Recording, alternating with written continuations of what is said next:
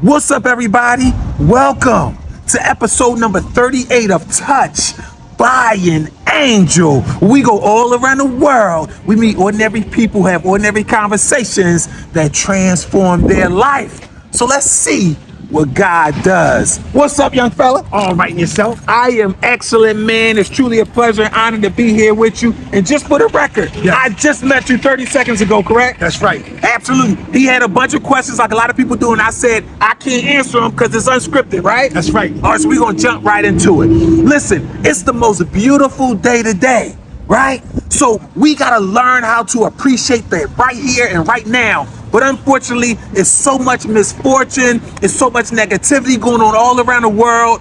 What are you doing to stay on top of the negativity and to keep a peace of mind? Hey, I just keep things in prayer and keep knowing that my Lord is there. Wow. You stay in prayer and you know that your Lord is there. So you never let go of his unchanging hand. You got that right. There it is. All right, so we're going to go a step further because here's the thing. People told me all since I was growing up, you intense, you got a lot of energy, you got a lot of passion. I feel that from you right now. We gonna go deep, but you intense, you got a lot of energy, a lot of passion. All right, next question. If I were to give you a scale from 1 to 10, with 10 being excellent and 1 being not so good, when you look at your life right now, what number would you give yourself of where you want to be in life? What number, with 10 being excellent and 1 being not so good? I say it'd be an 8. An 8. Okay, excellent. So you are doing very well, but there is a little room for a little improvement. Right. So here's the next question. We go a little deeper. If I was to say, what's stopping you from becoming a 10? What do you have to remove out of your life, or what do you have to add to your life to turn that 8 into a 10? What would you add, or what would you remove? What I would do is I would give my life all the way to the Lord, not some of the way, but you give your life all the way to the Lord. So you will come in full alignment with God's perfect plan for your life. Right. So what that tells me is that to this point, you know for a fact that you haven't surrendered all to the Lord. That's right. But this is what I appreciate about you so much. Brutal honesty, transparency. That's what I appreciate from you much, because God is all in you. I feel it. Can I tell you that's how it works? All right. Not only are you filled with the Spirit, God is all over you. That's right. But you're a man of pure strength and power. I'm talking about from the inside out. But somewhere along the way, someone diminished your power, someone challenged your authenticity, and they damaged you a little bit. Yes, it did. Am I touching on anything? Am I touching? Touching. Wow, talk about that a little, because that's what I feel. I just keep things in prayer and let the Lord take care of it. Sometimes just don't take care of things yourself. Just let the Lord take care of things. So there was a time when you always tried to look out for everybody. You try to be the answer for everybody. And did that harm you in some way? Did that show you that that's not what you should always try to do? Give it to God first and don't try to be the hero on your own? That's right. So I just try my best. It's hard to look out for everyone at once, all at once. But you just try to do the best you can so you get a blessing back from the Lord. That's it. And here's the beauty of it. In order for you to really be effective with helping other people, you got to restore yourself. That's right. Because you can't pour from an empty cup. So in other words, if you constantly giving to this person, giving to that person, because you got such a beautiful heart and you filled with the Spirit, but eventually when you get home and look in the mirror, it's nobody filling you up. It's nobody pouring into you. Right. See, so you got to look. The quote that resonates with me on social media is, givers have to regulate how much they give, because takers never do. Takers just going to take and take and take. Right. So here's the thing. What would you give to the people? What would you tell the people so that they don't go the road that you went? What would you tell them? You told them to surrender all to God, but what would you tell them? Because you're a helper. You like helping people. You like uplifting people, right. But sometimes that leaves you with nothing. Right. So here's the first thing. You got to make sure you look out for yourself. That's right. Because when you're your best self, everybody wins. That's right. But when you're not your best self, everybody loses, including you. That's right. So what advice can you give to people to help them to avoid falling in some of the roadblocks that you fell into? Well, I was just stay in your right lane and keep negativity away from you. Wow, and keep positivity in your life, and be real careful about who you're dealing with out here today. And just do the right thing. You get more that way. Nothing wrong lasts long, and everything right stays tight, and everything will be all right. That bars, boy, that's tight. Listen, you're an intelligent man of wisdom. Who was responsible for imparting such wisdom? Because here's the thing, people. What I feel here from him is much more in depth than what he's telling you. Who was responsible, or who did you glean from that allowed you to be filled with wisdom? Because wisdom comes from the Lord. Well, I came from a family that praised the Lord. And I was brought up, I wasn't thrown up. That's the difference. They don't understand the resistance, you know? So I was brought up from a good family that just praised the Lord and kept me in and just learning more and more about the Lord. Kept you covered in the word. That's right, covered in the word. So let me ask you this. Now, you don't have to answer this if you don't want, but I feel a disconnect. I feel a blockage. Someone hurt you.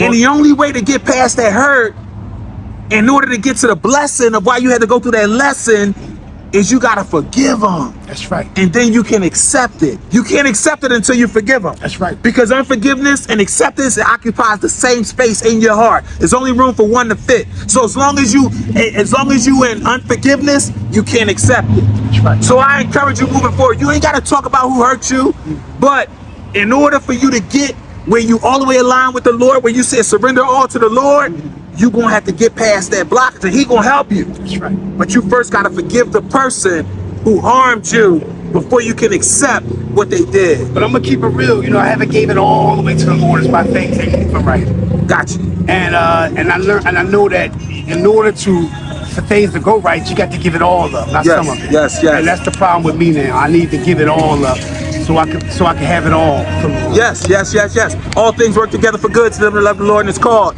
unto His purpose. But you got so much of this knowledge. You got all of the know-how of how God operates. So what or who is preventing you from surrendering all? I believe sometimes it's bumping to the wrong company, and because we had grew up together, and I just feel like I just can't just forget about them. You can't abandon them. I can't abandon them because we had bad times and good times together. So I still can't forget about the ones I was screwed up with.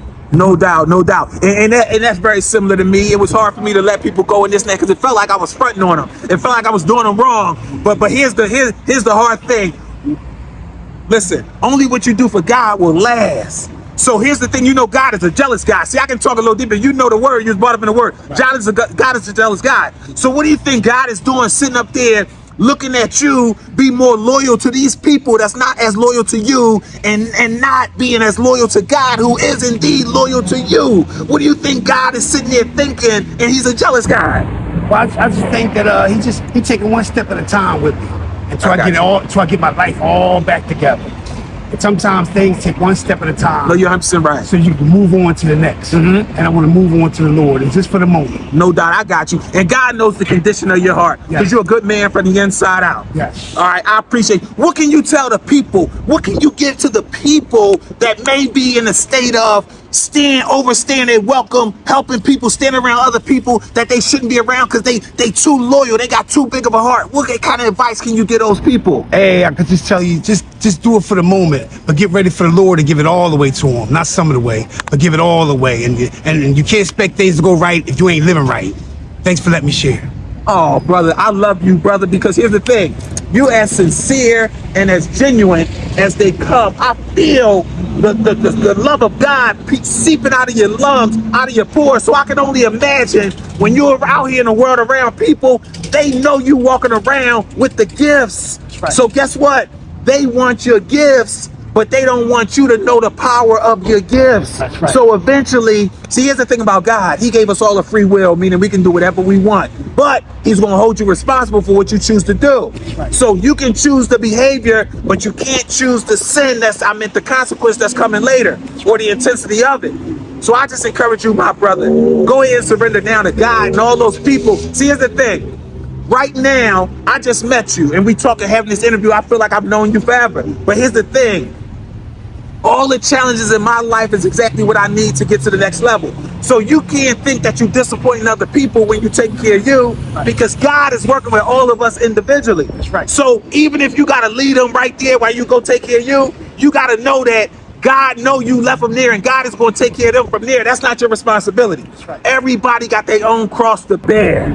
All right, my brother. Listen, you keep spreading that love, my brother, because you out here, you the real angel. I hear that. You feel me? Yeah, I feel like you the that real too. angel. So here's the thing: when they ask you why you go and why you smiling like that, yo, what's that seeping out of you? This what you tell them.